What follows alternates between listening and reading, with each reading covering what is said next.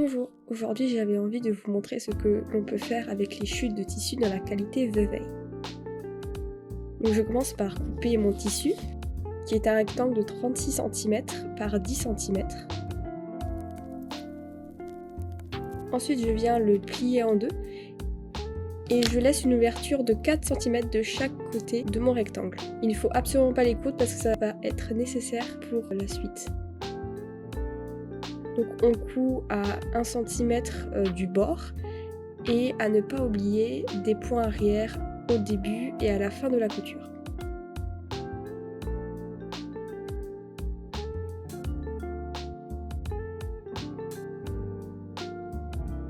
Ensuite, j'assemble les deux extrémités que je n'ai pas cousues précédemment, endroit contre endroit, et toujours à 1 cm du bord, et en n'oubliant pas les points d'arrêt début et fin de la couture. Après chaque passage de couture, j'ai repassé au fer pour que ce soit bien plat et net.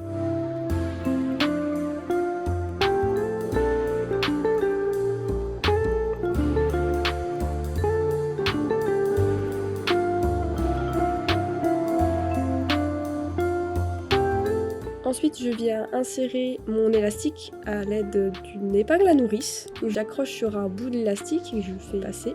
Et je tiens bien l'autre bout de l'élastique pour pas qu'il ne se perde si jamais je tire trop fort sur l'épingle à nourrice. Ensuite, je viens le superposer l'un sur l'autre pour le coudre. C'est plus confortable de le superposer l'un sur l'autre, ça fait moins mal à la tête. Et je viens vérifier que ce soit bien solide.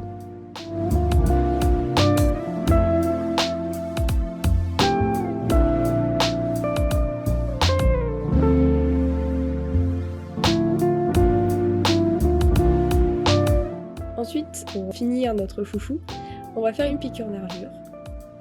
C'est une piqûre qui a 1 mm du bord d'un tissu ou d'une couture. C'est pour ça que c'était très utile de repasser le tissu après chaque couture. Maintenant, vous pouvez voir à quoi ça ressemble une piqûre nervure. Et voilà le foufou terminé.